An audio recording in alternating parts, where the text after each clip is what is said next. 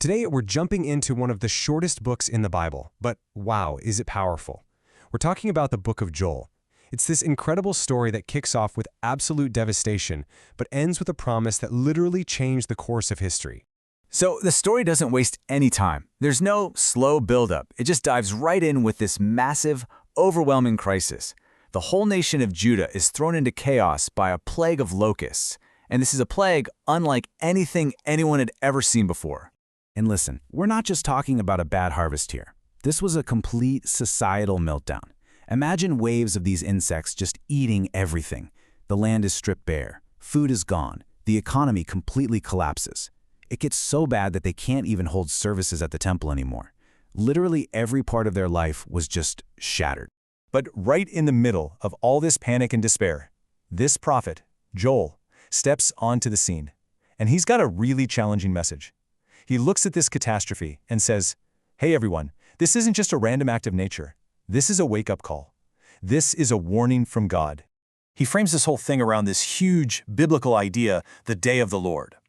Now don't get hung up on the word day. It's not about a 24-hour period. It's more like a moment, a specific time when God steps into history to deal with injustice and set things right. And for Joel, this locust plague, it was a terrifying sneak peek of what that day could be like. And to get his point across, Joel uses some seriously intense language. He describes these locusts not as bugs, but as a disciplined, unstoppable army that brings darkness and gloom wherever it goes. In the aftermath, it's like a wildfire just ripped through the whole country, scorching everything. The message is crystal clear. Pay attention, this is serious. So you hear all that, and the obvious question is, well, are they doomed, right? If this unstoppable judgment is coming, is there any hope? Is there an escape hatch? And this question is everything. It's the moment the entire book pivots from a warning to an invitation. And here's the answer, probably the most famous line in the entire book. See, back then, if you were really grieving or upset, you'd literally tear your clothes as a big public show. But Joel says God isn't interested in that. He's not looking for an outward performance. He wants something way deeper. He wants you to rend your heart, to have a genuine internal change. You know, this call to change your heart isn't a threat. It's actually an incredible message of hope. Why? Because it's based on who God is.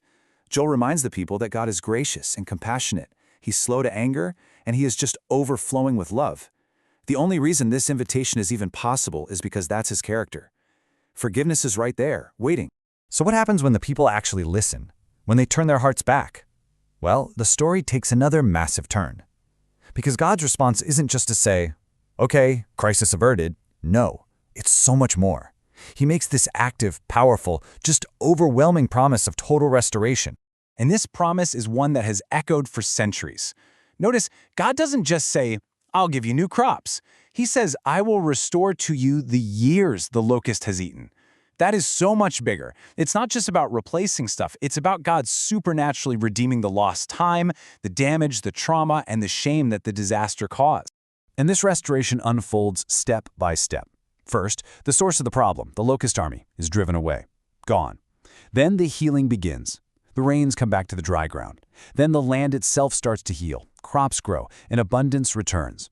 And as that happens, the people are restored too. Their shame is replaced with joy.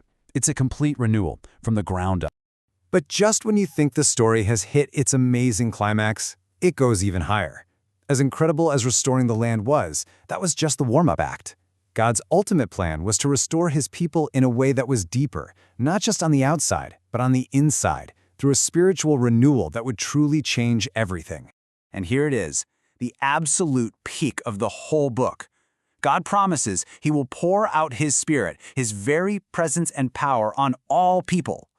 And if that line sounds familiar, it should. Hundreds of years later, on the day of Pentecost, this is the exact prophecy the Apostle Peter quotes to explain the birth of the Christian church. It's a massive moment. And we just can't overstate how revolutionary this promise was for its time. In a world built on social barriers, the phrase, "all people," was a bombshell. God's Spirit wasn't just for priests or prophets anymore. It was for sons and daughters, the young and the old, men and women, even servants. Every social barrier is just knocked flat. It's this incredible vision of total spiritual equality.